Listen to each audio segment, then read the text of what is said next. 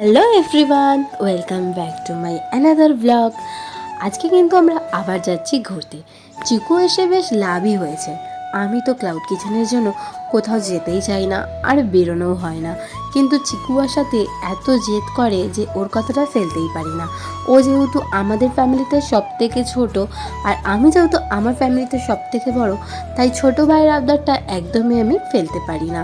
আর আমার মায়েরও একমাত্র ভাইপো, তাই ও যখনই কিছু বলে আমার মা কিন্তু একদমই না করে না। মা ওর এক কথাতেই রাজি হয়ে যায়। তাই আজকে মা তাড়াতাড়ি অফিস গেছিলো আর তাড়াতাড়ি অফিস থেকে চলেও এসেছিলো। তো সেই মতো আমরা আগে থেকেই ঠিক করে রেখেছিলাম আমরা যাব আজকে রাম মন্দির। এই মন্দিরটায় আমি আগেও অনেকবার, একবারই গেছিলাম, অনেকবার না, একবার গেছিলাম, বাট তখন এত কিছু ডেভেলপ হয়নি।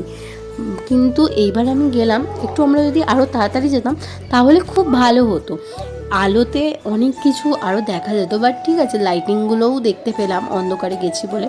খুব সুন্দর জায়গাটা। আর এই রাম মন্দিরটা কোথায় আছে তোমরা যদি দেখে থাকো অবশ্যই কিন্তু আমাকে কমেন্ট করতে ভুলো না। মন্দিরটা একটা পজিটিভ ভাইবস আছে, খুব সুন্দর। আমরা প্রথমে গেছিলাম খাটু শ্যামের মন্দিরে, সেখানে গিয়েও দেখলাম আরতি হচ্ছে, এখনও ঠাকুরের পর্দা তোলা হয়নি। তারপর ওখানে প্রণাম সেরে আমরা চলে এসলাম তারই ঠিক পাশে নতুন মন্দিরে।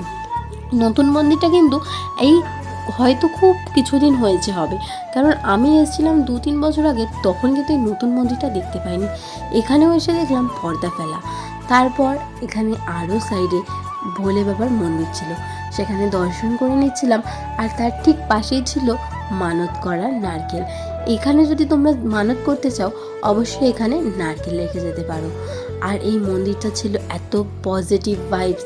তারপর তো ওখানে আরতি হয়েছিল, আর তারপর ওখান থেকে বেরিয়ে আমরা ফুচকা খেয়ে বাড়ি এসে ডিনার কমপ্লিট করে নিয়েছিলাম। আর ওই যে বললাম না, আমার মায়ের আদরের একমাত্র ভাইপো, সে আবদার করেছে আইসক্রিম খেতে, সঙ্গে সঙ্গে আইসক্রিম অর্ডার করে দিয়েছে। আর ওকে দেখো, আইসক্রিমটা খাওয়ার জন্য ওর এত তাড়াহুড়ো যে ও গেটে না গিয়ে জানলা থেকে নেবে, আর জানলা থেকে তো আইসক্রিমটা একদমই আসছিল না। আর আমরা সবাই আইসক্রিম